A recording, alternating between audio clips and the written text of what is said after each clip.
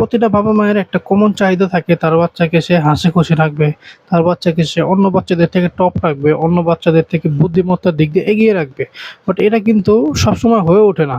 কারণ আপনি যদি আপনার বাচ্চাকে এই বুদ্ধিমত্তার দিক দিয়ে বা তার যে বুদ্ধি অন্য বাচ্চাদের থেকে তার বুদ্ধি এগিয়ে রাখতে চান, তাহলে আপনাকে কি করতে হবে? তার বুদ্ধি ডেভেলপমেন্টের পিছনে কাজ করতে হবে। কি কাজ করতে হবে? ধরেন একজন ছোট বাচ্চার ছোট বয়সে কিন্তু তার যে বুদ্ধি বা তার যেই মেধাশক্তি এটা কিন্তু ছোট থেকেই আস্তে, আস্তে বাড়া শুরু করে।